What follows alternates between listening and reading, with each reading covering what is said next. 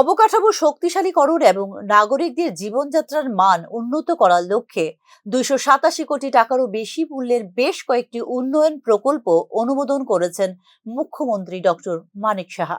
আগরতলা পুর নিগমের অন্তর্ভুক্ত নাগরিক পরিকাঠামো এবং রাজ্যের 12টি মহকুমা জুড়ে গুরুত্বপূর্ণ গ্রামীণ সড়ক রক্ষণাবেক্ষণে ব্যয় করা হবে এই অর্থ।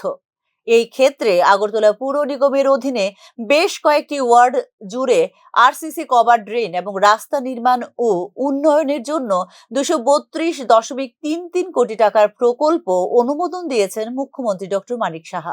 কাজ শেষ করে যত তাড়াতাড়ি সম্ভব আমাদের চলাচলের ব্যবস্থা করলে আমাদের চরাঞ্চলের মানুষ উপকৃত হব। নগর এলাকায় বৃষ্টির জল জমা হ্রাস করা, স্যানিটেশন ব্যবস্থার উন্নয়নের পাশাপাশি উন্নতি হবে রাজধানীর সঙ্গে মফস্বলের যোগাযোগ। শুধু তাই নয়, গ্রামীণ যোগাযোগের লক্ষ্যে সমান্তরাল পদক্ষেপের অংশ হিসেবে প্রধানমন্ত্রী গ্রাম সড়ক যোজনার আওতায় নির্মিত 27টি রাস্তা রক্ষণাবেক্ষণের জন্য 55.16 কোটি টাকা অনুমোদন করেছেন মুখ্যমন্ত্রী doctor Manik Saha.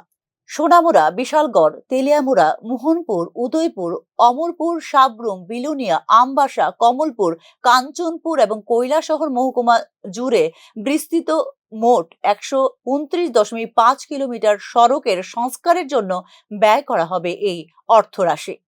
Bureau report, news নাও।